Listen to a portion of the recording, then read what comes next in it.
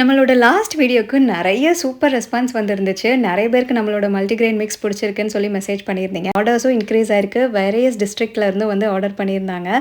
இந்த multigrain mix வந்து நெறைய பேத்துக்கு எப்படி யூஸ் பண்ணணும் அப்படிங்கிறதே தெரியல. ஸோ நெறைய பேருக்கு எனக்கு தனியா செப்பரேட்டா வந்து மெசேஜ் அனுப்ப முடியாது அப்படிங்கிறனால, இது எப்படி ரெடி பண்ணலாம் அப்படிங்கிறத இந்த வீடியோலயே பார்த்துடலாம். அண்ட் ஃபர்ஸ்ட்டு 30 மெம்பர்ஸ் ஆர்டர் பண்ண எல்லாத்துக்குமே ஃபேஸ் பேக் ஹோம்மேடா ரெடி பண்ண ட்ரையல் பேக் வந்து ஃப்ரீயா குடுத்துருந்தோம். ஸோ அந்த சாம்பிள் பேக்குமே வந்து ரொம்ப நல்லாயிருக்கு அப்படின்னு சொல்லியிருந்தீங்க. இந்த வீடியோல இந்த மல்டிகிரெயின் மிக்ஸ் எப்படி ரெடி பண்ணலான்னு பார்த்துடலாம்.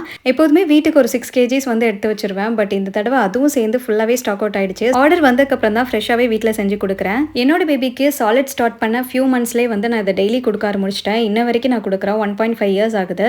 ஸோ ரொம்ப ஹெல்தி. அவங்களோட இம்யூன் சிஸ்டம் ரொம்பவே நல்லா இருக்கும். ஸோ உங்களுக்கு அடிக்கடி கோல்டு, ஃபீவர் இந்த மாதிரி எந்த டிஸ்டர்பன்ஸஸும் இருக்காது.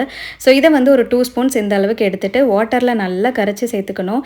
நான் இதை வந்து நார்மல் வாட்டரில் தான் மிக்ஸ் பண்ணிக்கிறேன். ஸோ இன்ன வரைக்கும் நான் ஸ்டவ் எதுவும் ஆன் பண்ணலை. இந்த மாதிரி நல்ல லம்ஸ் இல்லாமல் கரைச்சி விட்டதுக்கப்புறம் நம்ம சிம்மில் வச்சு இந்த மாதிரி கிண்டிகிட்டே இருக்கும்போது இந்த அளவுக்கு நம்மளுக்கு கெட்டியாக வரணும். இப்போது இந்த ஸ்டேஜில் வந்து ஏதாவது ஸ்வீட்னஸ் எதுவும் சேர்க்கணுன்னா சேர்த்துக்கோங்க. நான் யூஸ்வலாக எதுவும் சேர்த்துக்க மாட்டேன்.